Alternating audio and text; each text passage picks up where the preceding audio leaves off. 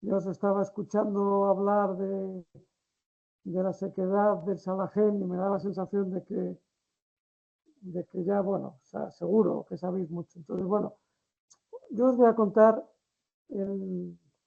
lo que, tal como entiendo yo, el tratamiento de la enfermedad de Sjögren. Tenía una diapositiva aquí en la que decía que, porque es una cuestión legal, que voy a hablar de fármacos que no están en ficha técnica para la enfermedad de Sjögren, que siempre hay que decirlo. Y también os digo que yo soy un reumatólogo un poco atípico. Lo que yo pienso de cómo hay que tratar o cómo es bueno tratar la enfermedad de Sjögren no es reflejo de lo que piensan los expertos y lo que dice la Sociedad Española de Reumatología. Lo que yo os voy a decir no creo que os lo cuenten los expertos de medicina interna ni los reumatólogos. Tampoco hablo en nombre del Servicio de Reumatología de Puerta de Hierro, que tiene sus expertos en enfermedades de Sjögren y con los que tengo algunas discrepancias. Dicho esto, la diapositiva que tengo yo ahora adelante había ordenado o distinguido en el tratamiento de la enfermedad de Sjögren, el tratamiento de la sequedad, el tratamiento de lo que se llama órgano mayor, órgano menor, es lo que es el tratamiento de la sequedad, lo que es el tratamiento de lo que los reumatólogos llaman órgano mayor, que viene a ser lo que justifica un tratamiento con altas dosis de corticoides o con inmunosupresores potentes. Eso en el concepto del reumatólogo es órgano mayor. Está para ponerle rituximab, está para ponerle micofenolato, está para ponerle 60 miligramos de prednisona o no. El reumatólogo tiene la idea, que es la idea que viene del tratamiento del lupus, de lo que es el órgano menor. Órgano menor son cosas que no amenazan a la vida del paciente, como típicamente es la artritis. La artritis es molesta, pero no es una afectación que suponga un tratamiento inmunosupresor potente. Luego está el dolor y el cansancio crónico, la fibromialgia y la fatiga crónica, y luego está lo que tiene que ver con la emoción y la depresión. Entonces, si vamos por partes, en lo que tiene que ver con la sequedad, no me he detenido mucho, porque ya le dije a Jenny que no me iba a parar mucho en la sequedad, pero sí que voy a hacer algunos comentarios sobre la sequedad ocular. Sabéis más que yo, las lágrimas normalmente la trata el oftalmólogo, claro, la sequedad ocular. Están las lágrimas artificiales, el suero, la ciclosporina, los tapones, la pilocarpina, que eso no es un tema en el que yo me vaya a detener ahora. El aspecto de la sequedad de boca a nariz, pues ya lo sabéis de sobra, mejor que yo. Extremar la higiene, cuidar las caries, las salivas artificiales, estar al tanto de que a veces las molestias que hay en la boca no son solo por la sequedad y que los pacientes con Sjögren con cierta frecuencia tienen candidiasis vaginal, y cuando hay candidiasis vaginal, tratar la candidiasis vaginal la candidiasis oral. Me he ido porque la vagina también se afecta en el Sjögren. La candidiasis oral y no solo dar los tratamientos para la sequedad. El intestino, la afectación de la sequedad del intestino en el Sjögren es un problema, tampoco hay un tratamiento muy claro porque así como tenemos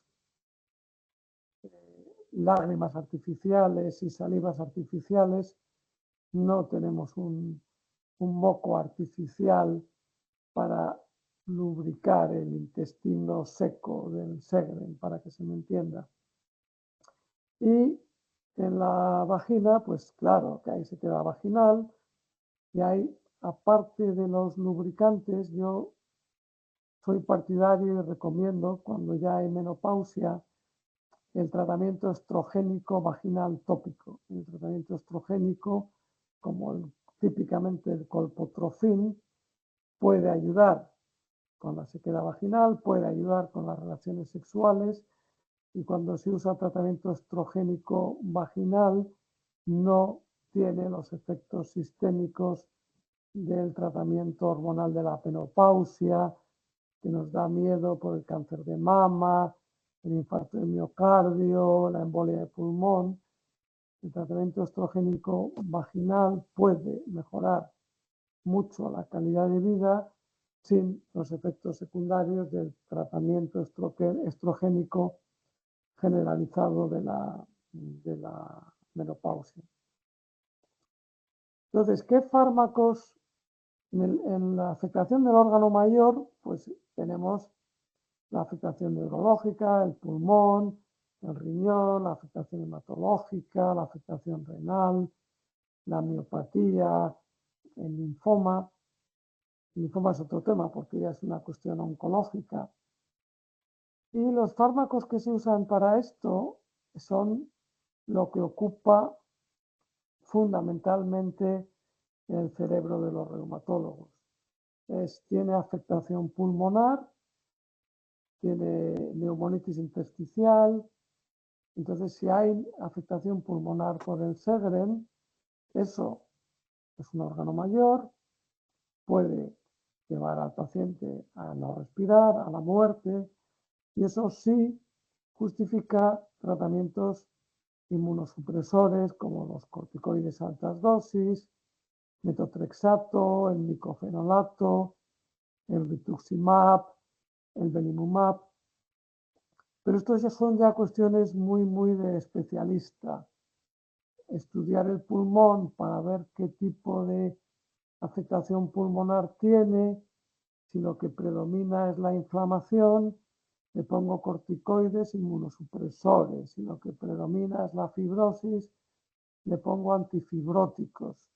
Pero eso es muy especializado, y realmente al paciente con enfermedad de Sjögren lo que le hace falta es saber: tengo una afectación pulmonar que me puede llevar a insuficiencia respiratoria, y entonces está justificado la utilización de tratamiento inmunosupresor, vamos a llamarle fuerte, con riesgo importante.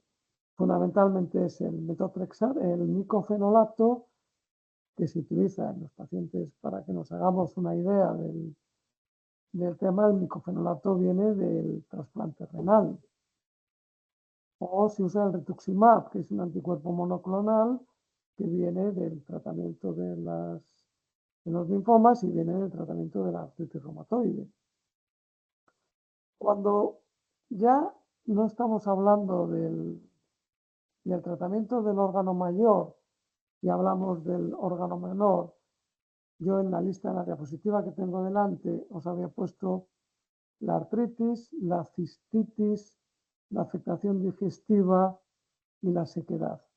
Normalmente al reumatólogo de estas afectaciones de órgano menor lo que le preocupa es la artritis, y para la artritis pone corticoides a dosis baja, pone hidroxicloroquina, o bueno, ponemos o el metotrexato o también la leflunomida. El metotrexato y la leflunomida, de nuevo, son fármacos que vienen del tratamiento de la artritis reumatoide, que sirven para tratar la artritis, que no es una inmunosupresión severa y que puede ayudar a bajar la inflamación y el dolor articular.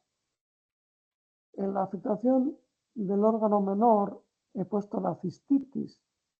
Es relativamente frecuente en el Sjögren lo que se llama la cistitis intersticial, que es como si hubiese una infección urinaria. Hay síntomas de inflamación en la vejiga, de dolor al orinar, urgencia urinaria, tener que orinar muchas veces al día, pero no hay infección. Estamos acostumbrados en las enfermedades autoinmunes a hablar de la afectación inflamatoria no infecciosa, como por ejemplo la afectación inflamatoria no infecciosa en los pulmones o en las glándulas salivales.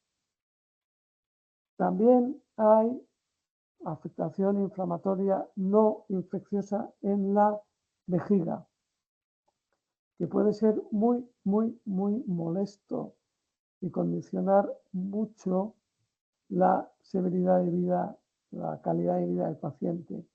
Hay unas cuantas publicaciones sobre la cistitis intersticial no infecciosa en el Sjögren. Es una complicación documentada, pero que no suele estar en el pensamiento del reumatólogo y que podría responder a tratamientos inmunosupresores. Hay alguna publicación en ese sentido y también puede responder a otro tipo de estrategias que luego hablaré. Aquí quiero hacer un comentario porque está ahora muy de moda dentro de las manifestaciones neurológicas del Sjögren. Hay manifestaciones neurológicas, vamos a llamarlas mayores, como por ejemplo una mielitis, una inflamación de la médula espinal, que nos lleva de nuevo a los fármacos inmunosupresores serios, el micofenolato, el rituximab, la ciclofosfamida. Pero hay una afectación neurológica que está ahora muy en auge, que se llama la neuropatía de fibra fina. La neuropatía de fibra fina, si se me permite la expresión, es una faena muy importante, porque los síntomas de la neuropatía de fibra fina se solapan mucho con los de la fibromialgia y la fatiga crónica. Los síntomas de neuropatía de fibra fina incluyen dolor quemante, dolor neuropático, fatiga mental, me duele todo. Es indistinguible de la fibromialgia y la fatiga crónica. ¿Qué pasa? Que no hay ningún análisis que sirva para diagnosticar la neuropatía de fibra fina. No se ven los análisis, no se ve en la resonancia magnética del cerebro, no se ve en los estudios, en los electromiogramas normales, no se ve en el electromiograma de ningún tipo. Para diagnosticar la neuropatía de fibra fina, la prueba estándar, buena, para diagnosticar la neuropatía de fibra fina es una biopsia de la piel haciendo unas técnicas muy especiales que yo sepa no se hace en ningún sitio de Madrid. Se hace en algún sitio en Barcelona. Las pruebas para hacernos una idea de si el paciente tiene una neuropatía de fibra fina son fundamentalmente dos. El termotest, que sí que se hace en las unidades de neuromusculares, de sensibilidad a calor, frío. El termotest, que se hace poniendo las plantas de los pies en una placa, se hace en 5 minutos, no duele, da una idea de si el paciente tiene neuropatía de fibra fina o no. No es exacta, pero es útil. Y la otra prueba que sirve para diagnosticar la neuropatía de fibra fina es la microscopía de la córnea. Se llama microscopía corneal confocal. La córnea duele, la córnea está muy inervada, está llena de nervios. Y los nervios de la córnea se pueden mirar en un sujeto vivo y despierto con un microscopio. Y si esos nervios de la córnea están dañados, se puede ver, literalmente ver, la neuropatía de fibra fina en la córnea. ¿Cuál es el problema? Que aunque diagnostiques la neuropatía de fibra fina, y llegues a la conclusión de que este paciente con enfermedad de Sjögren, que tiene un dolor neurológico quemante, insoportable, que además tiene fatiga física, que además tiene fatiga mental, que además le duele todo, aunque llegues a la conclusión de que tiene una neuropatía de fibra fina, el tratamiento de la neuropatía de fibra fina no está claro, no está demostrado. Y el tratamiento que más probabilidades tiene de beneficiar a los pacientes son las inmunoglobulinas intravenosas. Las inmunoglobulinas intravenosas es una medicación no solo muy cara, que no es el problema, sino muy escasa, porque se obtiene de donantes humanos y es una medicación hospitalaria escasa de rescate para salvar la vida a pacientes con afectaciones inmunológicas muy graves, como por ejemplo vasculitis. De tal forma que yo sepa, en pocos sitios se pone inmunoglobulinas intravenosas para la neuropatía fibra que ocasiona un sufrimiento indecible en los pacientes con enfermedad de Sjögren. De tal forma que hablar de la neuropatía de fibra fina en el Sjögren es hablar de una realidad, pero con posibilidades de tratamiento limitadas. Yo me jubilé del Hospital Puerta de Hierro hace 2 meses y desde luego allí le hemos puesto inmunoglobulinas intravenosas a pacientes con fibra fina y Sjögren. Y cuando yo me fui, se hacía. Hay otras opciones de... Con esto no quiero decir que inundéis el Hospital Puerta de Hierro de Sjögren, pero lo que no voy a es a mentiros y deciros no se puede hacer nada. Sí, se puede hacer, pero es un recurso muy escaso.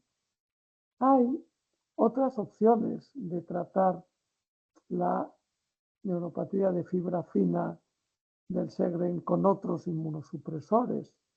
Por ejemplo, se puede intentar el micofenolato, por ejemplo, se puede intentar el belimumab.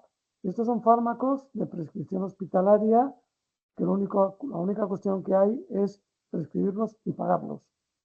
Se puede hacer, no es como las inmunoglobulinas, que es que no hay. Y se lo podéis decir a los reumatólogos que os traten. Igual se molestan, igual no lo hacen todavía, pero que es un campo que se está haciendo y que se está publicando y que se está hablando en los congresos, sí. La neuropatía de fibra fina tiene otro problema, que se sabe que hay neuropatía de fibra fina en muchas enfermedades autoinmunes, no solo en el Sjögren. Se sabe que hay neuropatía de fibra fina en la fibromialgia. Se sabe que hay neuropatía de fibra fina en el post-COVID. El post-COVID es como una fibromialgia. Entonces no está claro que hallar la neuropatía de fibra fina sea un hallazgo específico, que no lo es. Lo que sí que está claro, por lo menos en mi opinión, es que encontrar una neuropatía de fibra fina en un paciente con Sjögren abre una esperanza para una posibilidad de tratamiento. No sé si esto lo habían dicho antes, si esto se dice, se sabe, pero no se cuenta, pero esto es una realidad. Bueno, ya avanzando, he hecho un comentario sobre la cistitis. Quería comentaros, o sea, estoy dando algunos tips de tratamiento que tiene que ver con mi experiencia y con lo que hago y con lo que me he encontrado.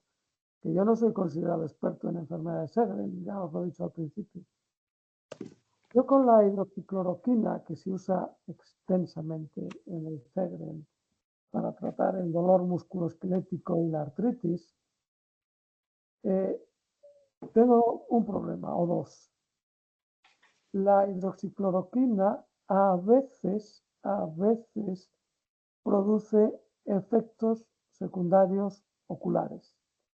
A veces produce síntomas que simulan la queratitis.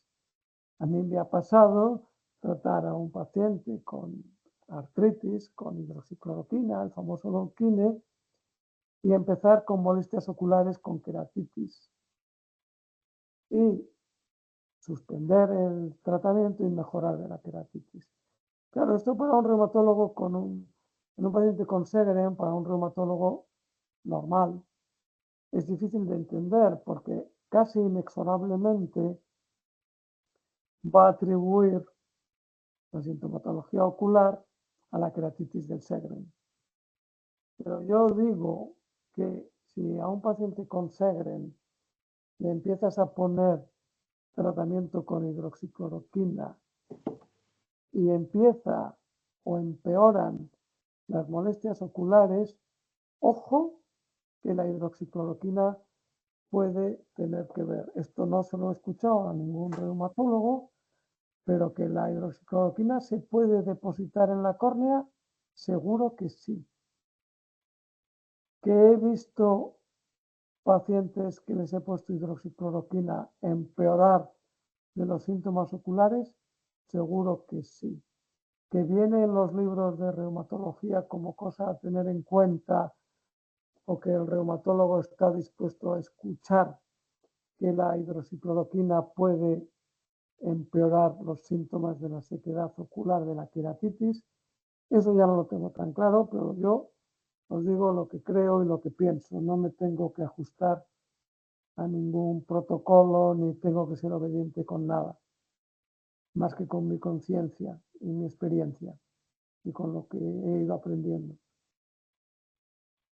El metotrexato es otro fármaco fantástico que sirve para tratar la artritis, sirve para ahorrar corticoides, es una medicación que usamos desde hace 40 años y funciona muy bien, pero ojo, el metotrexato puede tener entre sus efectos secundarios no solo afectación de la sangre, bajada de hemoglobina, bajada de leucocitos, puede tener entre sus efectos secundarios cansancio.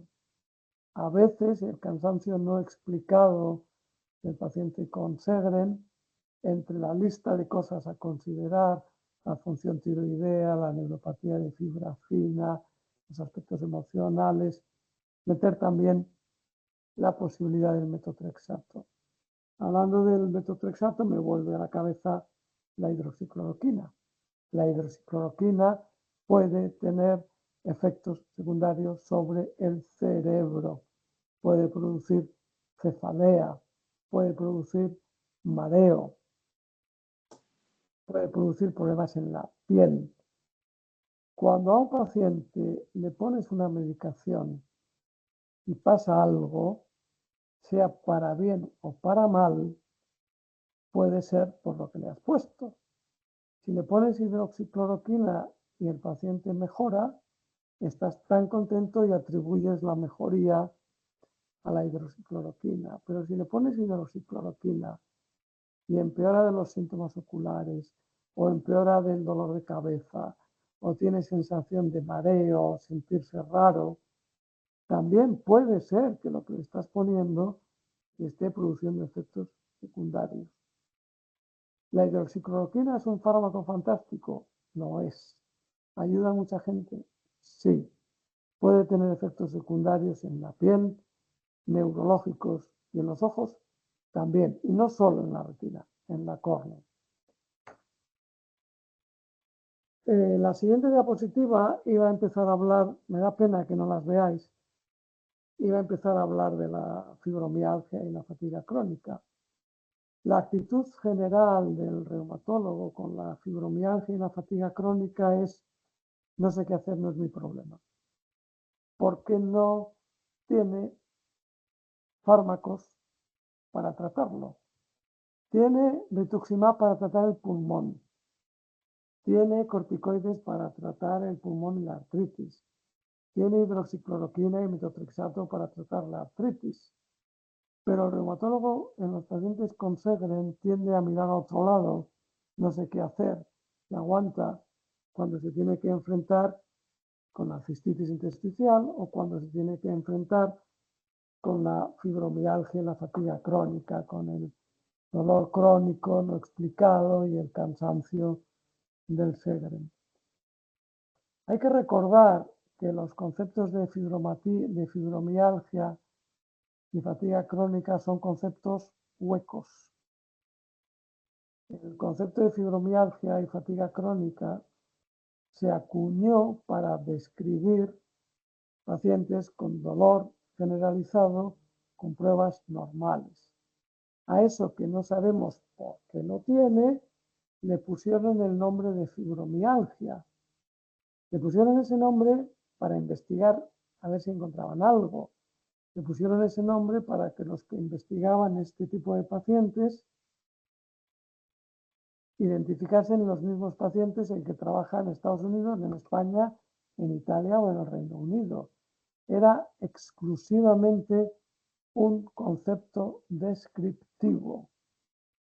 ¿Qué pasa? Que investigar sobre ese concepto descriptivo no llevó a gran cosa, pero tuvo una consecuencia muy mala.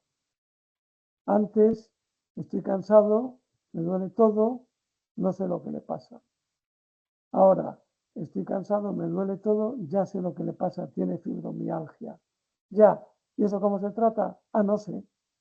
Antidepresivos, unidad del dolor, morfina, aguante C, pero no se ha encontrado un tratamiento claro para la fibromialgia, pero el propio concepto de fibromialgia ha servido para quitarse el problema de encima. Le han puesto la etiqueta de fibromialgia y le han puesto, bueno, aguántese, no es de lo mío.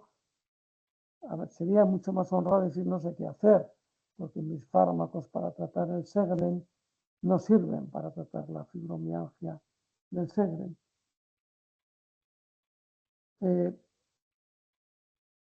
Voy avanzando. Por ejemplo, tengo aquí, tenía una diapositiva sobre el Tratado de la Sociedad Española de Reumatología, de las enfermedades autoinmunes sistémicas, y cuando habla de la fibromialgia del Sjögren, utiliza una frase que leo, que dice, se tratará mediante un abordaje multidisciplinario, consistente en higiene del sueño, acondicionamiento físico aeróbico, técnicas de relajación y terapia cognitivo-conductual. Y yo digo, ya, es muy fácil decir esto. Abordaje multidisciplinario es decir poca cosa. Higiene del sueño, duerma bien, ya, pero si no puedo dormir del dolor, no puedo dormir del cansancio, me levanto como si me hubiesen dado una paliza. ¿Qué es eso de higiene del sueño? Sí, ya lo sé, que tengo que no ver la televisión antes de acostarme, que puedo dormir bien, ya sé que tengo que dormir bien, pero ayúdenme a dormir bien. Yo aquí, si le tengo que dar a un paciente una medicación para dormir, se la doy. Otra cosa es que los medicamentos para dormir a veces no consiguen el objetivo de que el paciente duerma y descanse. Acondicionamiento físico aeróbico. Ya, que tengo que hacer ejercicio y que hacer ejercicio, bueno, ya lo sé, pero no puedo. Ayúdeme a poder hacerlo. Ah, no sé. Yo lo del tienes que lo llevo regular. Técnicas de relajación, sí, claro. El problema es que con el dolor crónico relajarse no es tan fácil.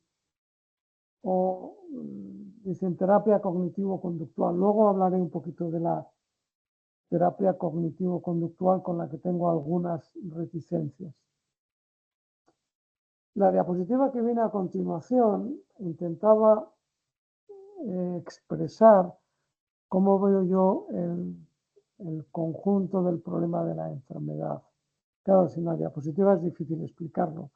Yo creo en la idea del síndrome intestino-cerebro, que es la interacción entre el estrés crónico y el intestino, entre el estrés crónico y la permeabilidad intestinal, que el estrés crónico favorece la permeabilidad intestinal, que la permeabilidad intestinal favorece el estrés crónico, y hay mucha bibliografía científica que relaciona tanto el estrés crónico como la permeabilidad intestinal como las enfermedades autoinmunes.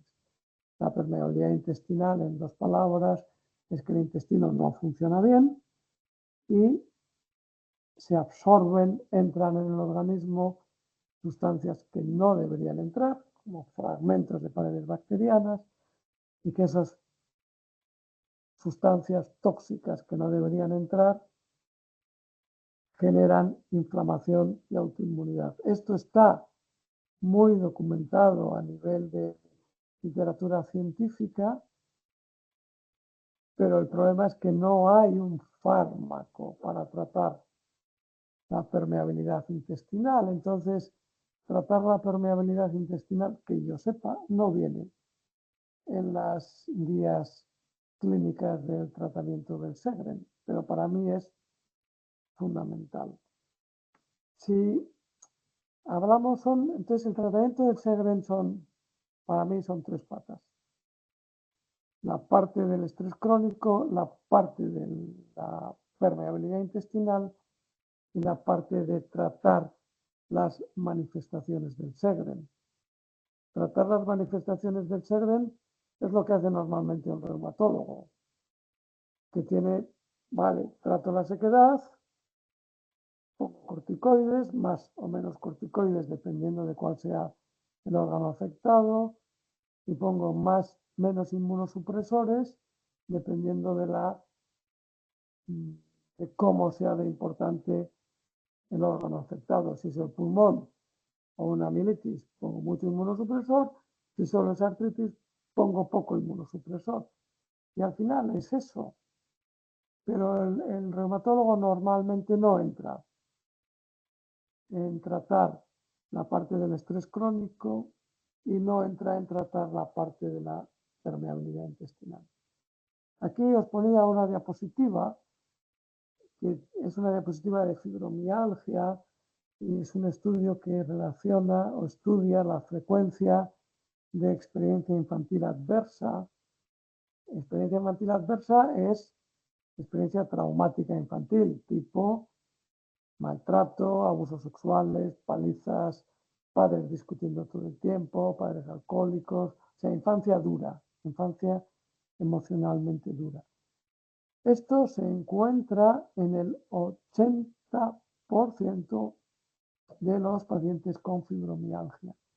Pero es que las experiencias infantiles adversas no tienen que ver solo con la fibromialgia. Aquí os ponía otro estudio, que es un estudio de la revista Lupus de este año 2024, que estudia 97 mujeres con lupus eritematoso sistémico, que como sabéis es una enfermedad muy cercana a la enfermedad de Sjögren, el lupus. Y en este estudio, de 97 mujeres con lupus, 54 de 97 tenían historia de trauma emocional infantil. Hay un estudio que se publicó hace ya en el 2010, que es un estudio que se llama Adverse Childhood Experiences Study, que es un estudio que lo que hizo fue analizar la repercusión en la vida posterior del paciente de haber tenido experiencias adversas en la infancia, tipo abuso sexual, abuso emocional, abuso físico, padres alcohólicos, padres drogadictos, negligencia de cuidado. En este estudio relacionaba la historia traumática emocional infantil con el riesgo posteriormente en la edad adulta no de tener, de hospitalización por enfermedad autoinmune. En este estudio se vio que varias experiencias infantiles adversas doblaban el riesgo de hospitalización por enfermedad autoinmune y se dio particularmente para enfermedades reumáticas que hacen autoanticuerpos, como la dermatomiositis, el lupus, el Sjögren la artritis reumatoide, que como sabéis son enfermedades que se solapan. El Sjögren se asocia con la dermatomyositis, con el lupus, con el Sjögren, y no es nada raro el paciente que no tiene solo una enfermedad autoinmune, sino que tiene una mezcla de varias. Yo particularmente creo que cuando un paciente tiene una mezcla de enfermedades autoinmunes, hay que preguntarle por la historia de experiencia infantil adversa. Hay que preguntarle por las consecuencias hoy de la experiencia infantil adversa, que además de la enfermedad autoinmune, suelen ser vivir en estado de alerta crónico. El que vive en estado de alerta crónico, cuando yo digo estas cosas, lo identifica con bastante facilidad. Sí, vivo en estado de alerta crónico, vivo asustado, todo me dispara. Lo identifican fácilmente.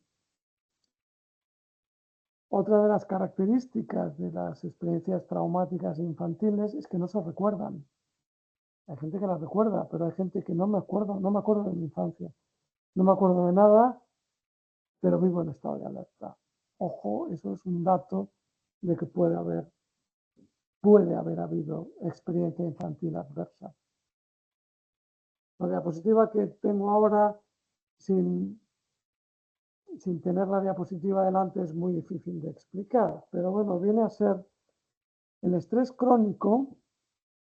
El estrés crónico como causa primaria altera muchos sistemas de regulación del organismo. Altera el sistema nervioso autónomo, altera el sistema inmune, altera el sistema hipotálamo, hipófiso, adrenal, altera el intestino, produce intestino permeable. Y de la disregulación de todos estos sistemas se producen las manifestaciones que luego los médicos llaman enfermedades.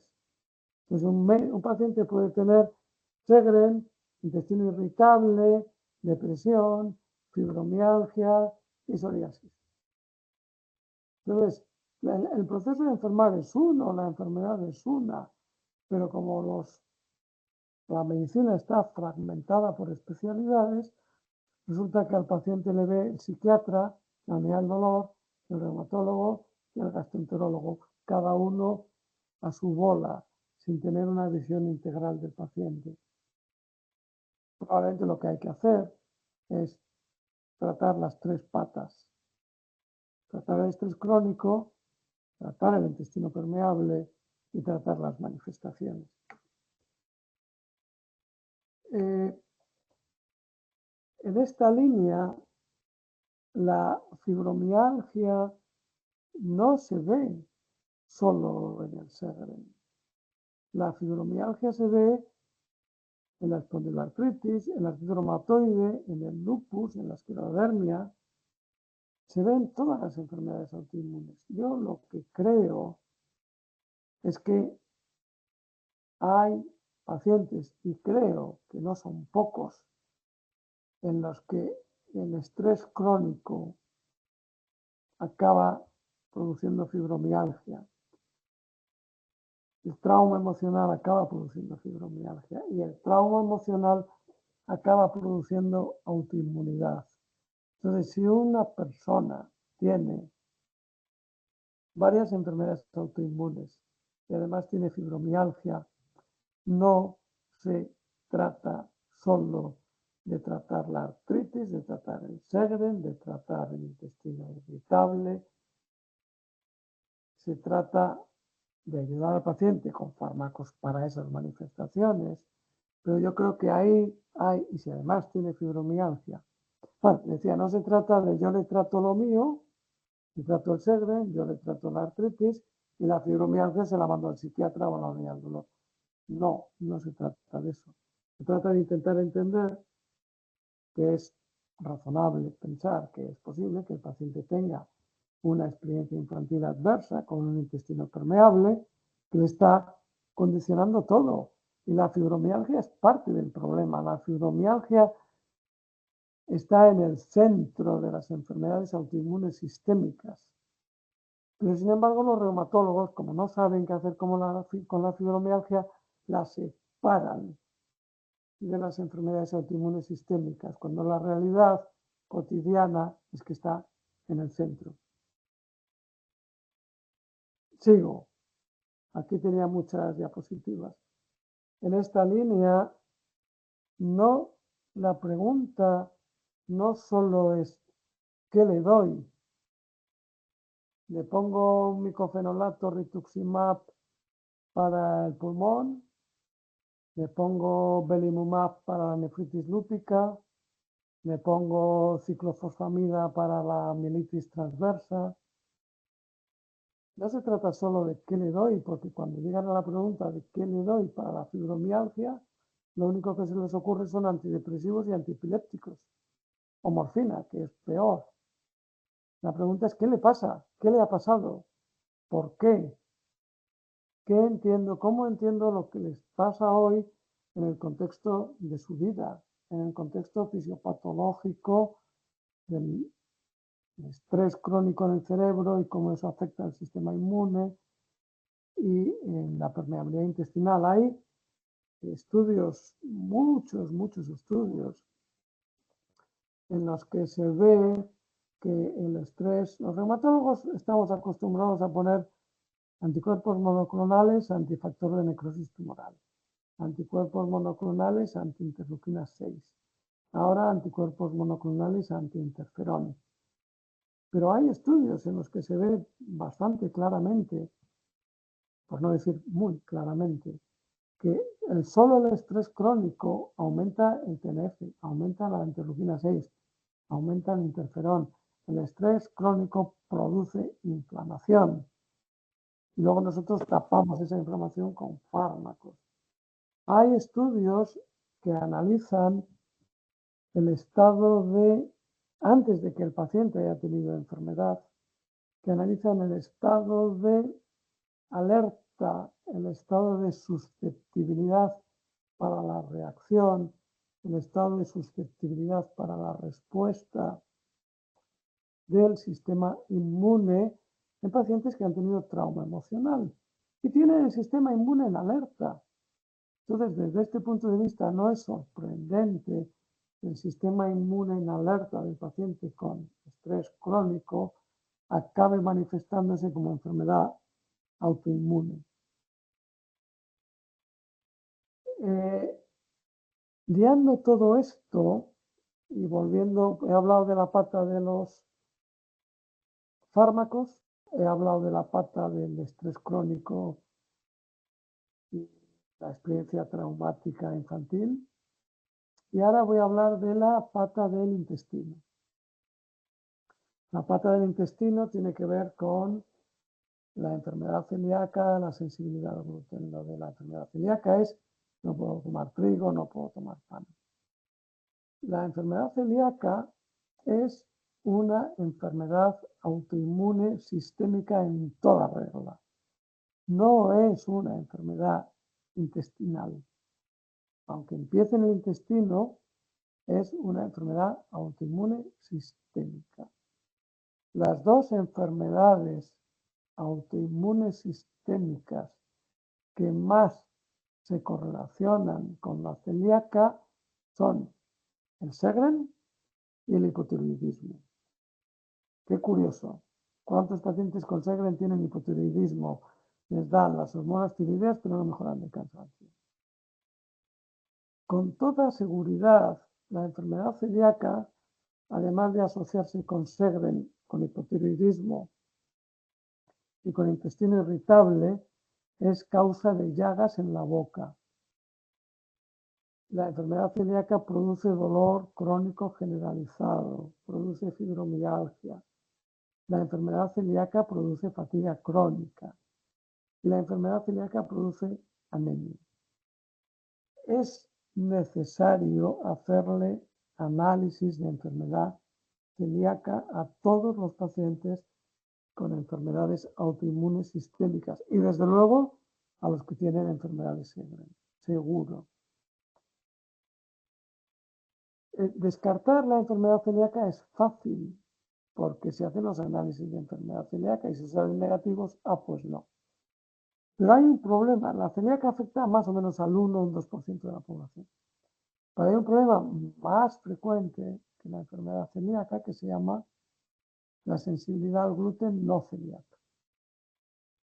La sensibilidad al gluten no celíaca tiene las mismas manifestaciones clínicas que la enfermedad celíaca, pero da pruebas de enfermedad celíaca negativas. Entonces yo digo, y esto no viene en las recomendaciones de la Sociedad Española de Reumatología, que si un paciente con Sjögren tiene fibromialgia, tiene dolor crónico, tiene cansancio crónico, particularmente si ese dolor y cansancio crónico no mejora con los tratamientos inmunosupresores del Sjögren, no mejora con los corticoides, no mejora con el metotrexato, no mejora con la hidroxicloroquina. Si además tiene llagas en la boca o un familiar celíaco, yo creo que es necesario considerar tratamiento con dieta, no solo la dieta sana mediterránea, sino con dieta sin gluten y yo además particularmente con dieta sin proteínas de leche. La cantidad de pacientes que he visto diagnosticados de enfermedades Sjögren y fibromialgia, que para el reumatólogo normal estaba en no sé qué hacer, antidepresivos, antiepilépticos, unidad del dolor, psiquiatría, porque de lo mío no es. Claro, el reumatólogo dice, de lo mío no es porque no responde a los tratamientos farmacológicos del Sjögren. Es que a lo mejor es que el Sjögren y la fibromialgia tienen una causa común. Por ejemplo, el intestino permeable, por ejemplo, la sensibilidad al gluten no celíaca, que sí es tratable. Pero es muy difícil encontrar un reumatólogo que piense así. Bueno, yo creo que con un poco de suerte, cada vez este concepto va cobrando más auge. Entonces, para terminar, tratamientos no farmacológicos para el Sjögren. El nivel 1, pues dieta sana. Cosas muy fáciles de decir. Haga ejercicio físico, ya, pero no puedo. Dormir bien, ya, pero no puedo. Gestión emocional y del estrés, cuénteme cómo. Meditación, pero si no puedo meditar, estoy en un estado de ansiedad, depresión, que en cuanto me pongo a meditar me pongo peor. Entonces a mí todo el tratamiento que tiene que ver con el tienes que, lo llevo un poco mal porque es enfrentar al paciente con su imposible. Hombre, si el paciente puede hacer cosas que tienen que ver con el cuerpo, porque si, volviendo al concepto del trauma emocional, la autoinmunidad, el concepto desde el punto de vista psicológico es que las emociones no expresadas del trauma emocional con el que vivo, pero lo tengo dentro, pero lo tengo callado y tapadito, todo eso se expresa en el cuerpo. Las emociones se expresan en el cuerpo, pero con frecuencia ni las identificamos, ni las reconocemos, y lo único que sentimos del cuerpo es el dolor y la queja de lo psicológico en el cuerpo, pero no sentimos realmente las emociones. Todo lo que tenga que ver con acercarnos al cuerpo, como el yoga, que son cosas que se pueden hacer, como el yoga, el tai chi, el qigong, bailar, cantar, todo eso yo creo que ayuda. Entonces, ya para terminar, en tratamientos no farmacológicos, la última diapositiva que ponía era, si hay perfil de sensibilidad al gluten, yo creo que con que el paciente tenga enfermedad autoinmune y fibromialgia, yo creo que ya hay perfil de sensibilidad al gluten, pero sobre todo si tiene llagas en la boca, un familiar celíaco o intestino irritable, yo aconsejo, aunque y siempre después de que los análisis de enfermedad celíaca estén hechos y hayan sido negativos, considerar la dieta sin gluten. Yo lo hago y me ha dado A mis pacientes muchas alegrías. ¿Vienen alguna día? No. Yo lo tengo en la cabeza siempre. Y la otra pata es, ojo, a lo que podríamos llamar de forma análoga a lo que hablaba de perfil de sensibilidad al gluten, hablar de perfil de trauma emocional. ¿Cuál es el perfil de trauma emocional? Vivo en estado permanente de alerta. Ojo, la ansiedad, vivo con ansiedad. La ansiedad no es más que miedo. Vivo en estado permanente de ansiedad, vivo en estado permanente de miedo. Se parece mucho a vivo en estado permanente de alerta. ¿Por qué? ¿A qué? No se identifica a todo, a estar vivo, a lo que va a pasar mañana. Cuando eso pasa, pensar, al menos considerar la parte psicológica. Claro, tratar, eso ya no es tan fácil, eso ya es meternos en el campo de la psicoterapia, de alguien que sepa no solo la consejoterapia fácil del tienes que, sino que ahí es un trabajo bastante más complicado, pero creo que se puede hacer, de empezar a contactar con el cuerpo, empezar a contactar con las emociones, empezar a contactar con el trauma emocional si no hubo, y ahí ya estamos hablando de, además de las estrategias más fáciles de recomendar, como lo que he hablado antes del cuerpo, con ya psicoterapia que tiene que ver con la experiencia traumática emocional. Yo creo que ahí la más útil es el MDR y por eso me he estudiado el MDR y por eso cuando hablo de estas cosas pueden salir, puedo hablar del trauma emocional, el abuso sexual, la experiencia infantil adversa y puedo decir estas palabras con cierta comodidad. Bueno, hasta aquí he llegado. Con las preguntas. Esta primera es muy facilita, que es de Ana Pérez de Castellón, que pregunta que ¿disminuye la esperanza de vida tener una enfermedad autoinmune, en este caso Sjögren? Esa una, ¿eh? Y la segunda pregunta que hace esta Ana es, he escuchado que Sjögren pasa a ser enfermedad. ¿En qué medida puede beneficiar a los pacientes? A ver, Aquí, la primera pregunta, confieso que esos datos no me los sé de memoria. Seguro que tú lo sabes tú mejor que yo. En general, las no, enfermedades autoinmunes disminuyen el riesgo, disminuyen la esperanza de vida. Sí. ¿Por qué? Porque las enfermedades autoinmunes pueden afectar a órganos vitales, una afectación renal te puede matar, una afectación pulmonar te puede matar. Sí, disminuye la esperanza de vida. Luego, por otra cosa, las enfermedades autoinmunes se asocian con inflamación. Los pacientes con enfermedades autoinmunes tienen más riesgo de enfermedad cardiovascular y de infartos. Y luego, por otro tercer motivo, porque los fármacos que ponemos los reumatólogos para las enfermedades autoinmunes los pueden matar, porque ya, pueden tener inmunosupresión grave. Entonces, entre lo que hace la enfermedad en los órganos, lo que hace la enfermedad en el sistema cardiovascular y lo que hacemos los médicos tratando la enfermedad, sí, disminuye la esperanza de vida. Claro, esto era muy marcado cuando los tratamientos eran fundamentalmente a base de cortisona. Pero el oficio, yo a los residentes, como no soy políticamente correcto, le digo, tú lo que tienes que aprender es a ser un buen envenenador. Tienes que aprender a usar los fármacos inmunosupresores en el momento adecuado, en la dosis adecuada, sin hacer daño al paciente. Entonces, como nuestro oficio lo sabemos hacer, en general, tratamos a los pacientes haciéndoles el menos daño posible. Lo que no quiere decir que no haya pacientes que les pones el rituximab y tienen una infección grave y tienen complicaciones severas. Y lo mismo con el micofenolato. El belimumab es bastante más seguro, por eso ahora el belimumab se tiende a usar más que el rituxi porque es menos problemático. Pero la pregunta primera, sí. Procuramos que no sea así, pero sí.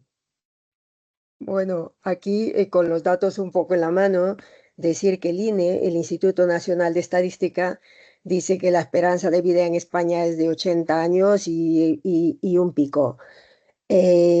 Como no hay datos estadísticos respecto a Sjögren, nos podemos basar en los que hizo el grupo de trabajo del GEAS, de la SEMI, de la Sociedad de Medicina Interna, que dice que las personas con enfermedades autoinmunes, en este caso Sjögren, tienen una esperanza de vida de 76,4 puntos más o menos, ¿no? Pero eso estamos hablando de unas estadísticas muy de unos años atrás, ¿no? Actualmente ya se sabe de que tanto la afectación cardíaca, pulmonar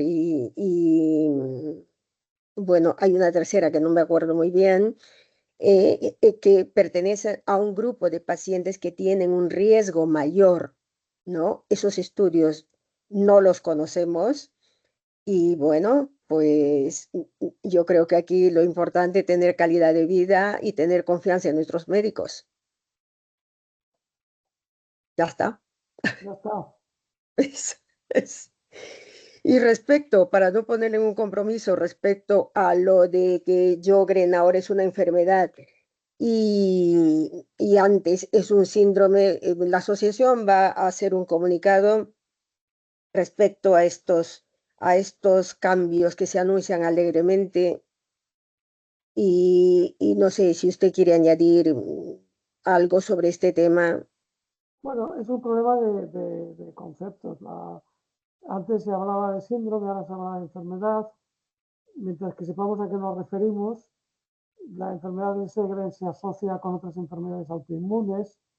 Yo me siento particularmente más cómodo hablando de enfermedad Sjögren, enfermedad artritis reumatoide, enfermedad lupus, sabiendo que pueden coexistir, porque hay criterios de clasificación, hay consensos internacionales, pues yo creo que está suficientemente claro que se puede hablar de enfermedad de Sjögren y que es más correcto hablar de enfermedad. No sé, desconozco cuál es la posición oficial, pero me parece que lo razonable es hablar de enfermedad de Sjögren.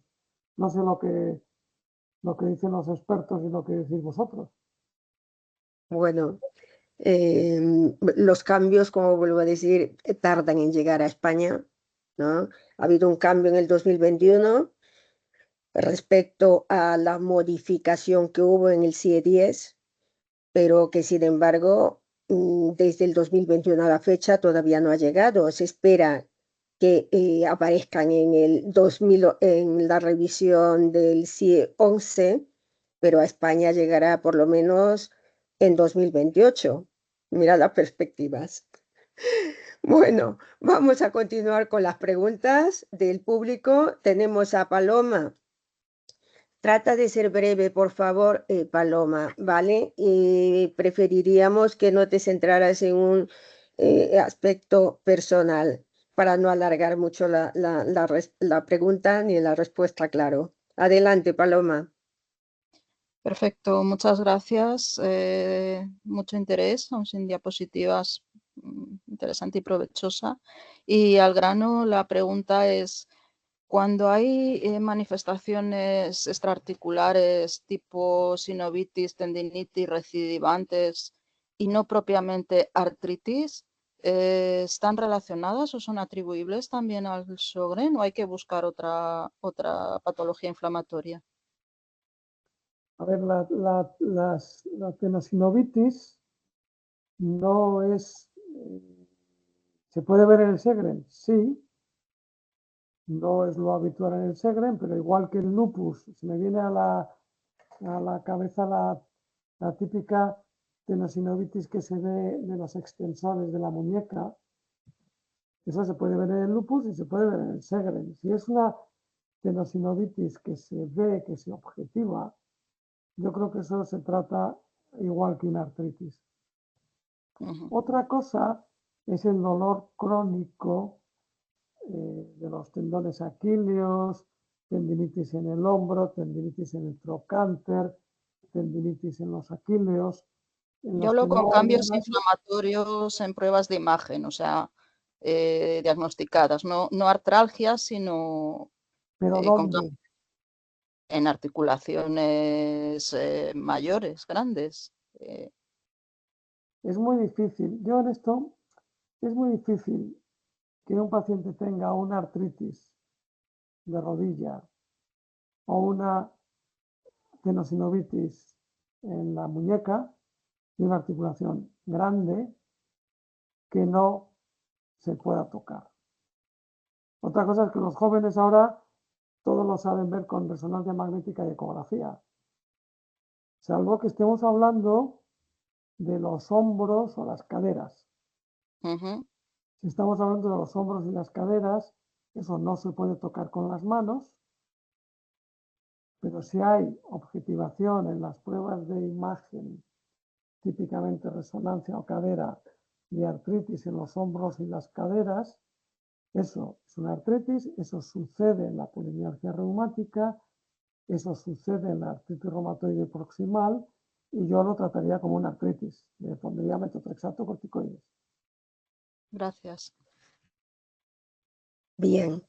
Mira, me ha avisado que tenemos 5 minutos más y no sé cómo aumentar el tiempo. Lo digo por si acaso. Vamos a ir con la segunda Yo no tengo pregunta. prisa, lo único que igual me enrolla demasiado en la presentación. Que no, al contrario. Es porque me han programado esta sesión hasta y 35, así que, bueno, vamos a seguir.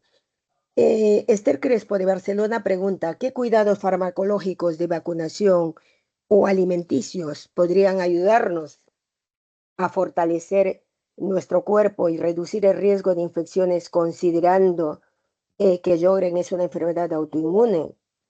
Dado que los tratamientos farmacológicos prolongados pueden afectar órganos como los pulmones, riñones o hígado, ¿qué medidas podríamos tomar para minimizar los daños o idealmente prevenirlos? Bueno, la medida fundamental es que el reumatólogo maneje bien la medicación inmunosupresora. La siguiente es vacunarse de todo lo estándar, el neumococo, la gripe, el virus B, el Zoster. Y aquí o sea, las vacunaciones estándar, todas.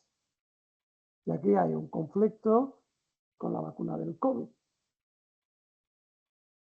Toda la posición oficial dice que hay que vacunarse del COVID, y una y otra vez. Mi opinión, que está sesgada porque yo no me he vacunado del COVID, he visto ya suficientes veces que la vacuna COVID desencadena brote de enfermedad autoinmune. La vacuna COVID produce o puede producir un síndrome post-COVID, que es igual que una fibromialgia.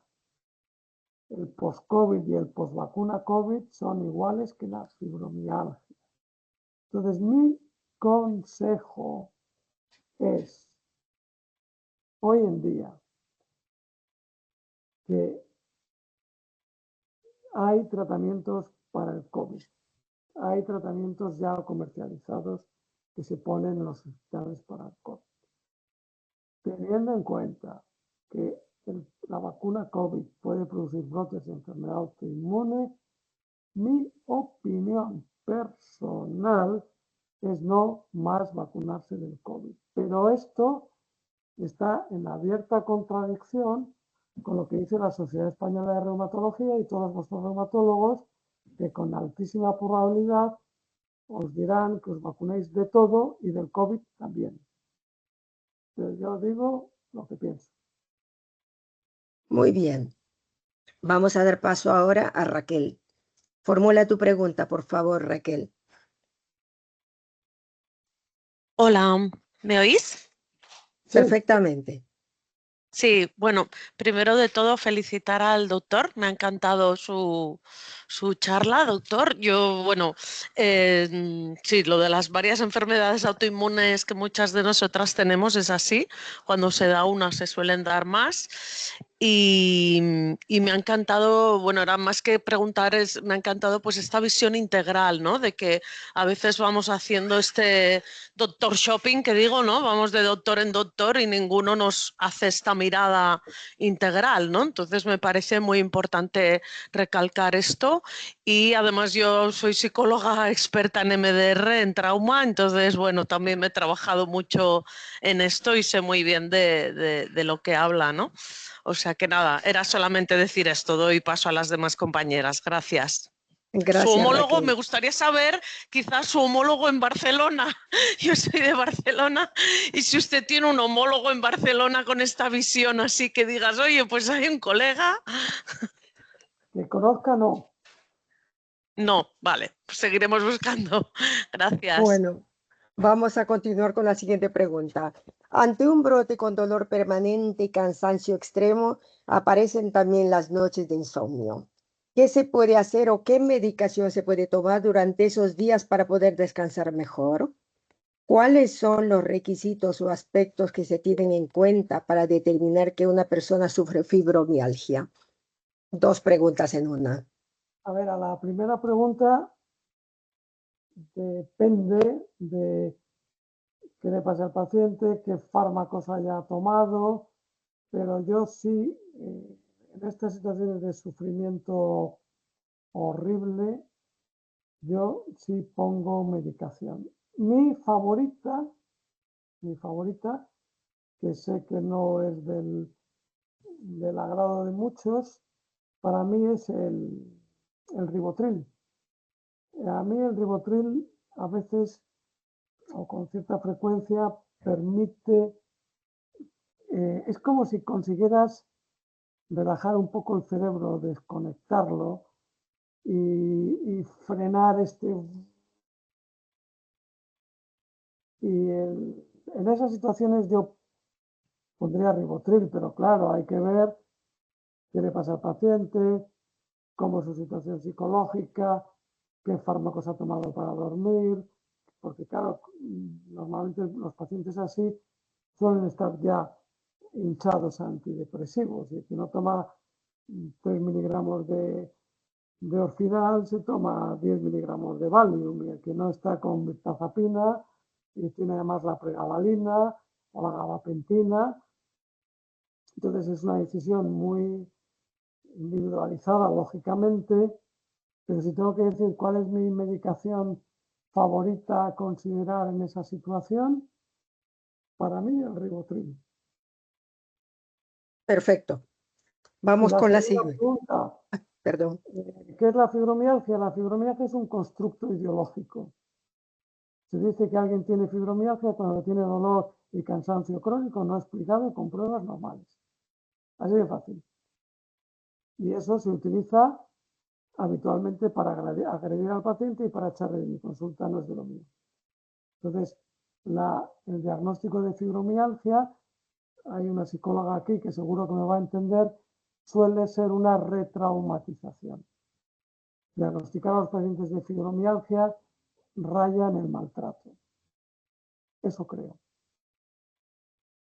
Ya sé que Gracias, no es doctor. políticamente correcto lo que acabo de decir, pero una cosa es diagnosticar fibromialgia para intentar integrar tu dolor y cansancio crónico que no puedo entender con mis pruebas y tratar con mis fármacos para entender mejor todo lo que te pasa. Entonces, desde ese punto de vista, el concepto de fibromialgia ayuda a entender mejor al paciente, pero lamentablemente se suele utilizar para separar lo mío, que responde a mis fármacos y a lo que vienen mis protocolos, y lo tuyo, no, es que la fibromialgia es de lo tuyo, no es de lo mío. Entonces, cuando se hace eso, en mi opinión, bueno, es que los pacientes me lo dicen, he salido del reumatólogo horrorizado, me he sentido maltratado. No me ha comprendido, no me ha querido escuchar. Quiere ver cómo tengo la hemoglobina y cómo tengo la función renal y cómo tengo las pruebas de función respiratoria. Pero cuando empiezo a decirle que me duele todo y estoy cansado, como que casi desconecta, porque no sabe qué hacer. Pues creo de que ahí ha dado el clavo en la respuesta adecuada por la que muchas personas a veces nos sentimos frustradas después de una consulta. Bueno, vamos con con la siguiente pregunta. ¿Qué opinión tiene acerca de la dieta antiinflamatoria? ¿Hay suficientes estudios que la avalen o es una nueva moda para aprovecharse de personas vulnerables? Esta Hay, es de Vanessa de Madrid. bueno, hay muchos conceptos de dieta antiinflamatoria. El concepto de dieta antiinflamatoria general como dieta sana, mediterránea, rica en omega 3. Si hablamos de dieta antiinflamatoria como dieta mediterránea, sana, rica en omega 3, hay estudios que avalan la eficacia de que la dieta mediterránea baja la inflamación. Hay estudios que dosis altas son 4 gramos de omega 3, tiene actividad antiinflamatoria. Hay estudios sobre eso y eso está claro. Lo que no está demostrado es un paso más allá, que es lo que yo defiendo, que es la dieta antiinflamatoria entendida como dieta de intestino permeable, la dieta sin gluten. Eso no está demostrado, pero yo lo he visto y creo en él.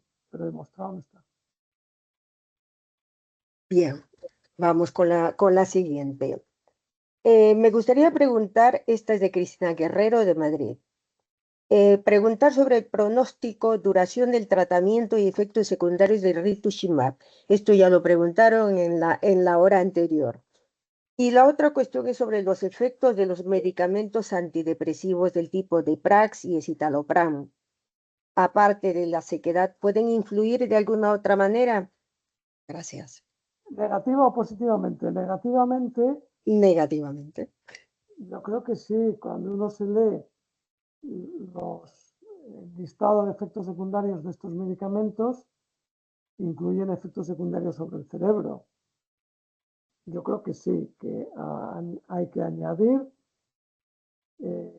efectos secundarios sobre el sistema nervioso central.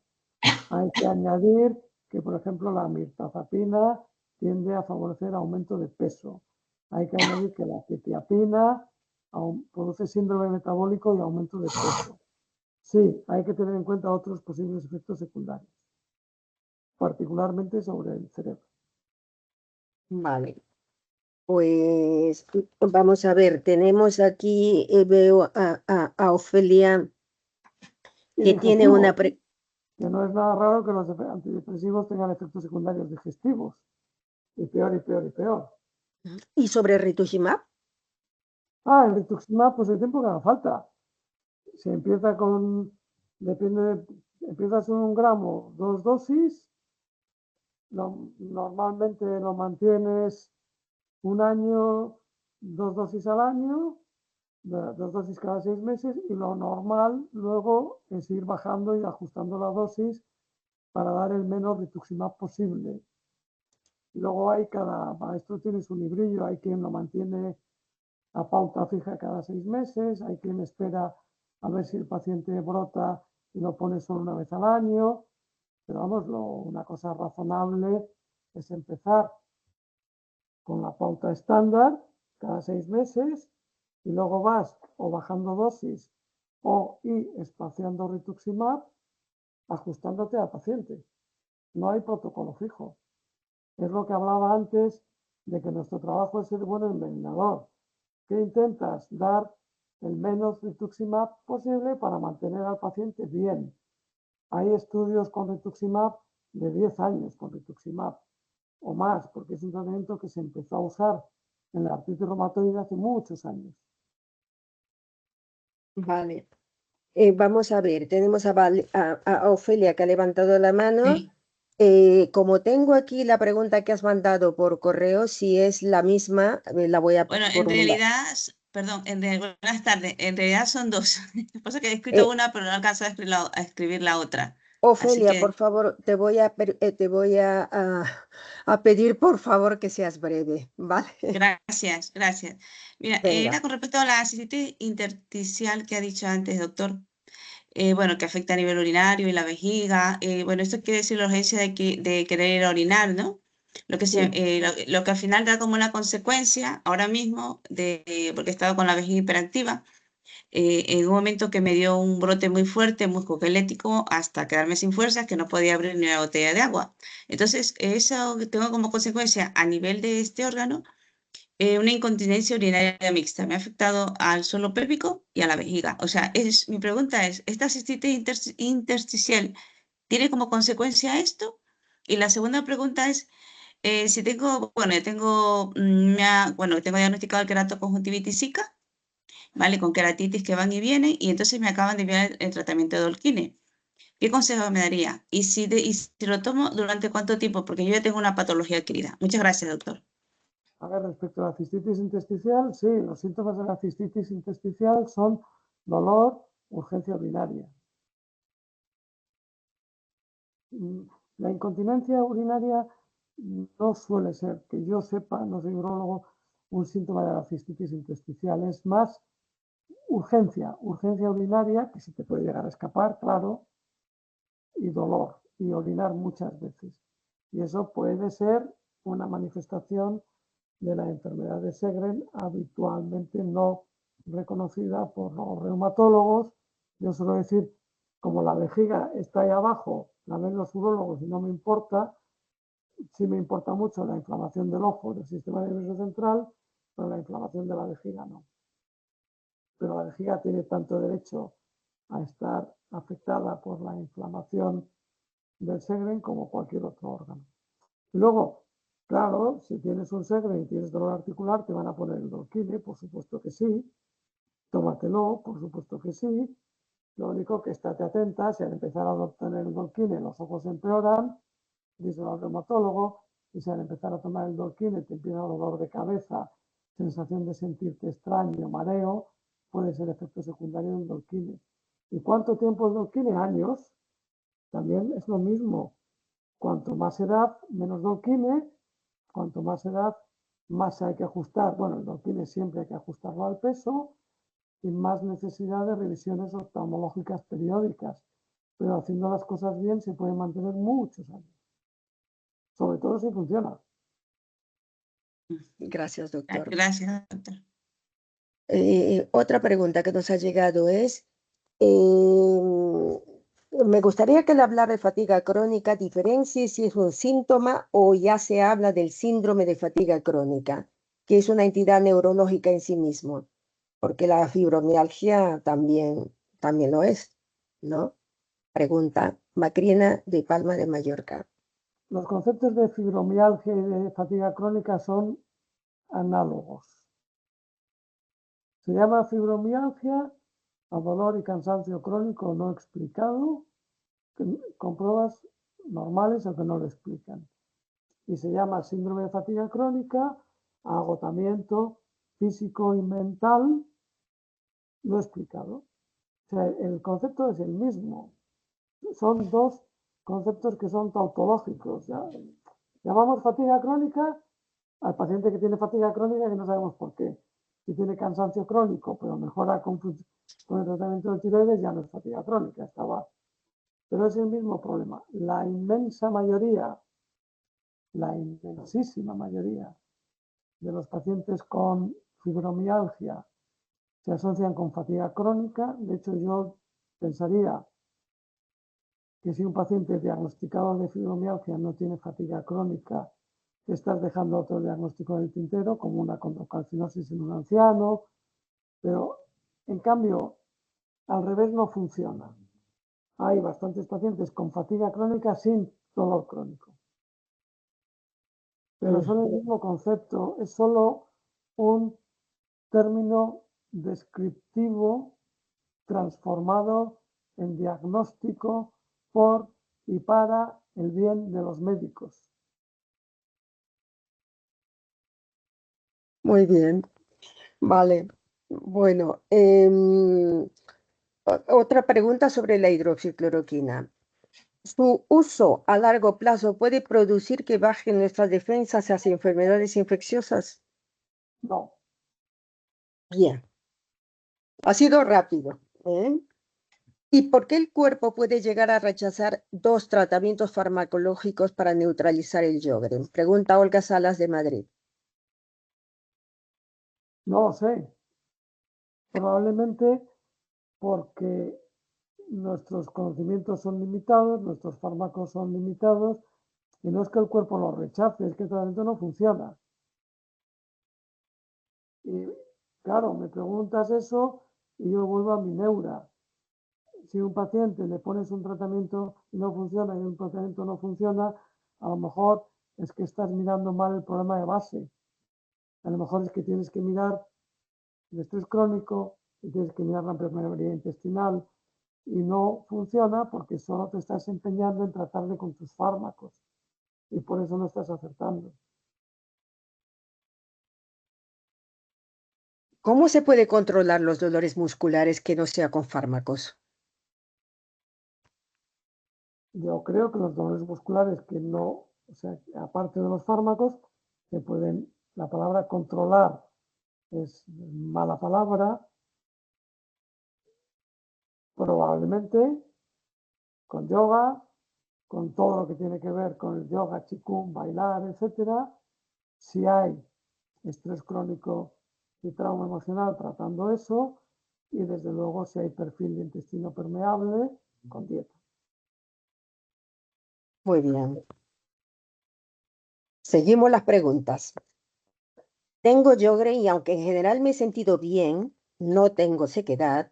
Desde hace 4 meses tengo mucha inflamación, rigidez y dolor en las rodillas. Los estudios de rayos X y ultrasonido no muestran ningún problema en la rodilla, pero la inflamación persiste y no mejora con el tratamiento. Y esto a veces limita mi movilidad. ¿Qué podría hacer o tomar para aliviar esta situación? Pues depende de la edad, porque eso, como en todo, hay que plantear un diagnóstico diferencial. Un paciente con Sjögren puede empezar a tener otro problema en las rodillas, puede tener un menisco, puede tener una artrosis, puede tener otro problema en las rodillas que no es una manifestación del Sjögren. O, hombre, es difícil, que no imposible, que una artritis se le escape al ultrasonido. Los jóvenes tienen fe ciega en sus maquinitas. Yo tengo mucha más fe en mis manos que han tocado rodillas durante 40 años para ver si tiene una artritis o no. Pero eso, mientras que no toque y vea al paciente, no puedo decidir nada. Esta es una pregunta bastante interesante. ¿Puedo tener muchos síntomas de Sjögren y analítica negativa de anti-Ro y anti-La? ¿La biopsia labial es la definitiva para diagnosticar en estos casos? Pregunta Javier Villar del Vallès, de Cataluña. La respuesta es sí. ¿Existe el Sjögren con anticuerpos de Sjögren negativos? Sí. ¿Y si la biopsia? La respuesta puede estar en hacer la biopsia. Claro que hay que hacer la biopsia. ¿Y si Ahora, la biopsia es negativa? por definición, si como el Sjögren se define como evidencia de autoinmunidad, bien por los autoanticuerpos o bien por la biopsia, por definición, si no tiene autoanticuerpos y la biopsia es normal, no tiene criterios de Sjögren. Entonces es un problema de conceptos y definición. No se puede tener un Sjögren con autoanticuerpos negativos, sí, y es muy frecuente. Se puede tener un Sjögren con anticuerpos negativos y biopsia normal, por definición no. Porque entonces el reumatólogo pone, se descarta Sjögren. Porque las pruebas han sido negativas. Porque el reumatólogo diagnostica el Sjögren en base a la evidencia de las pruebas. Efectivamente. Pero también es cierto que estos criterios diagnósticos que se utilizan actualmente no incluyen la afectación neurológica, por ejemplo, ¿vale? Luego, también se sabe de que hay mucha gente que tiene biopsia negativa durante muchos años con todos los síntomas de Sjögren, y al final acaban positivizando. ¿Cuál es su experiencia con esto? A ver, tú me has preguntado, yo he dado la respuesta oficial. La respuesta oficial es esa. Mi opinión, haciendo la analogía, yo trabajo desde hace más de 15 años en el que parece celíaco, da pruebas de enfermedad celíaca negativas, pero le tratas como un celíaco y mejora.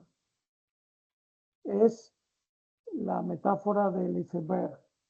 Las pruebas positivas sirven para ver la parte fácil del iceberg, la que flota, pero las pruebas no sirven para ver todo lo que está debajo. Entonces, de la misma forma que creo profundamente en la enfermedad celíaca o sensibilidad al gluten con pruebas de enfermedad celíaca negativas, por ese mismo argumento creo que el paciente puede tener un Sjögren que todavía no ha dado la cara, que es lo que estabas diciendo tú, Jenny. Claro, pero dile eso, pero si te pasa eso, como los reumatólogos tienen creo, un funcionamiento mental un poquito rígido, les va a costar diagnosticarte de Sjögren.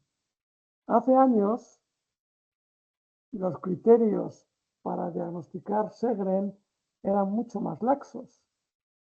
Entonces había muchísimos más diagnósticos de Sjögren y podías diagnosticar de Sjögren con la clínica. Pero los criterios se ocuparon de restringir eso. Y entonces se restringió mucho el diagnóstico de Sjögren. Pero sí, claro que yo creo que se puede tener un Sjögren que todavía no da la cara. Claro, pero ¿cómo no lo voy a creer? Muy bien. Vamos a dar paso a Paloma. ¿Qué quieres volver a preguntar algo? Si puede ser breve, Paloma. Sí, sin embargo, cedo porque creo que hay alguien esperando antes que yo. Mi pregunta es breve, pero creo que hay alguien antes. Pues no lo tengo aquí. Esther creo que ha levantado la mano. No, pero Yo Esther no soy ha participado. yo soy Gracia y no he participado. Me gustaría hacerle una pregunta. He levantado Sí, la mano. vale. No, ¿Puedo no te he hacer una visto. Sí, adelante, por favor. Hola, perdonad. Doctor Isasi, mire, me ha llamado la atención que ha comentado, bueno, como tengo como tengo deterioro neurocognitivo, no sé si lo voy a repetir bien. Ha comentado usted las consecuencias, por así decirlo, autoinmunes de la vacuna del COVID. Yo es que soy una persona que he estado sana hasta el día en que me puse las 2 primeras dosis de Pfizer, de la vacuna COVID. Yo hace 4 años, en 2020, bueno, ya casi 5, aprobé unas oposiciones del grupo A en la administración, o sea, es decir, bastante difíciles, es decir, mi cabeza estaba bien, iba a un gimnasio 3 días a la semana y me hacía sesiones de pesas, luego nadaba 1000 metros y hacía un montón de cosas, luego físicamente tenía mucha energía y bueno, y trabajaba, estudiaba, hacía un montón de cosas, o sea, siempre he tenido mucha energía y siempre he hecho un montón de cosas y un montón de motivaciones. Y en mayo de 2021 me puse las 2 primeras dosis de Pfizer y cambié para siempre. Aparte de la reacción que tuve en ese momento de una fiebre de 42 o más, y de tener herpes, erupciones de herpes que me duraron semanas y también erupciones cutáneas, así de no sé ni siquiera de lo que era ya. Bueno, el caso es, no ya solo ese momento, sino que yo ya a partir de ese momento empecé a tener una sintomatología que no he tenido en mi vida. La sintomatología es que me mareo estando de pie, tengo disautonomía, de repente no me concentraba en el trabajo, no entendía lo que leía, cansada a todas horas, en fin. Y bueno, después, para colmo de males, encima yo había pasado el COVID en 2020 y me recuperé perfectamente bien y hice vida normal, seguí yendo al gimnasio y demás y tal. En el 21 me puse las vacunas y a los pocos meses de la vacuna va y me infecto otra vez. O sea, que digo, bueno, el caso es que como me ha llamado la atención lo que usted ha dicho y todos, aparte de tener síntomas de Sjögren, que todavía no lo tengo diagnosticado de todo porque aún tengo que hacerme algunas pruebas, pero vamos, tengo otras pruebas, me salen positivas para Sjögren. Aparte de eso, estoy diagnosticada de disautonomía, intolerancia ortostática, deterioro cognitivo comprobado con test específicos y, por supuesto, un cansancio que, bueno, que es que si yo antes hacía todo eso y andaba, y andaba 10 kilómetros o un montonazo de cosas y ahora ni por mi casa puedo hacer exactamente y no me puedo expresar bien. O sea, a usted, una persona que ha desarrollado lo que sea que haya desarrollado autoinmune, bien sea Sjögren o Sjögren y muchas más cosas, a partir de las vacunas del COVID, ¿qué tratamiento le aconsejaría o por dónde le aconsejaría usted que empiece? Lo digo porque no sé cuántos especialistas llevo, tanto de la seguridad social como privados. Y bueno, y aquí Abrevia, estoy. por favor. Y aquí estoy.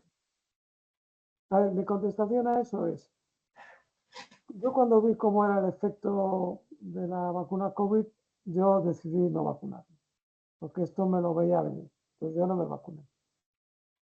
Luego, la historia que tú me estás contando, me la han contado muchas veces y la he visto muchas veces.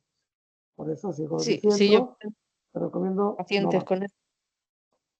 ¿Cómo se trata? Entonces, lo que me estás contando es una neuropatía de fibra fina del libro post-COVID.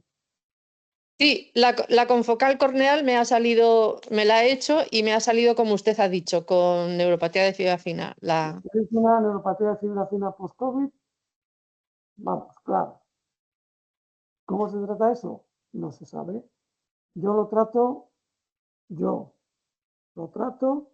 de la siguiente forma. A todos les antiagrego, a todos les pongo algunos suplementos para mejorar el endotelio como L-arginina. Solo con eso he visto mejorías. Pongo otro tipo de suplementos. Si pudiera, te pondré inmunoglobulinas intravenosas y los pacientes como tú a veces mejoran con Dolquine, porque el Dolquine también mejora el endotelio. A veces les pongo corticoides a dosis bajas, a veces les pongo naltrexona. Intento ayudar a los pacientes con post-COVID, sí. ¿Hay lo que se llama evidencia científica? No. Yo he visto pacientes que han mejorado haciendo estas cosas, sí, y unos cuantos. Pero si tú vas a un médico que aplica la medicina basada en evidencia, se encoge de hombros porque no hay tratamiento demostrado. Yo intento cosas, sí, y ya he dicho algunas de las que intento. Bueno, pues como usted ha dicho que se ha jubilado, ¿se ha jubilado totalmente o ejerce? No, yo me fui del hospital porque ya tengo 64 años, porque no soportaba más tener que ver pacientes a matacaballo a 20 minutos paciente y porque ahora, por otros problemas en el hospital sobre los que no voy a entrar y porque ahora yo sigo trabajando en mi consulta privada, pero en mi consulta privada veo un paciente cada hora, porque los pacientes que veo están desesperados. Supongo que trabaja usted en Madrid. Sí. Vale, pues nada, le buscaré para ir a pedir solución. En Google. Bueno, en Google, vale, pues. En Google salgo. ¿Eh? En Google salgo. Sí, sí. Lo buscaré y le llevaré mis informes a ver, para, en fin, conocer su opinión y ver a ver si puedo mejorar algo. Bueno, muchas gracias. Gracias, Paloma. A ver, Esther, querías decir algo rapidito, ¿no? Disculpa, Jenny, Paloma soy yo. Le he cedido el turno. Perdona. Yo me llamo sí. Gracia. Me llamo Gracia. bajar la mano las que han participado, por favor, si no me pierdo. Bueno, esto está siendo un éxito. Sí, Son está, casi las 9. Yo no tengo prisa. Sí, Eh, estamos abusando, estamos abusando. No, yo no tengo ninguna prisa. Soy Paloma y quería preguntarle simplemente sobre el manejo que ha explicado de la neuropatía de fibra fina. ¿El objetivo del tratamiento es mejorar los síntomas o impedir que progrese? Mejorar los Gracias. síntomas. ¿Y los síntomas son solamente sensitivos o puede haber afectación motora también? Yo no he visto afectación motora. Hay debilidad, cansancio, pero no afectación motora propiamente dicha como una neuropatía del ciático o como una mononeuritis múltiple. En lo que yo he visto y conozco es lo que nos acaba de contar Gracia, creo que era. Gracias. Vale, vamos a la última pregunta. Prometo que es la última porque esto ya es un abuso total. No, yo no estoy a gusto. Va- No estoy a gusto. A ver, estamos ya en 40 Y perdona, personas. No está mal que siga habiendo 40 personas ahí aguantando. Bueno, bueno, y bueno, perdona, bueno. perdona, soy María José de Cartagena. Es que no sé levantar la mano, pero que me tenga en cuenta. Bueno, No me pues manejo. vale, adelante, María José. Venga. Lo primero, felicitarle, doctor. Un placer escucharle con presentación o sin ella. Un placer. Y una consulta muy rápida. Yo he padecido muchísimo de los ojos.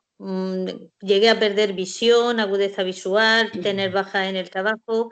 He padecido muchísimo con los ojos desde el 2018 hasta el 22 que me diagnosticaron el Sjögren.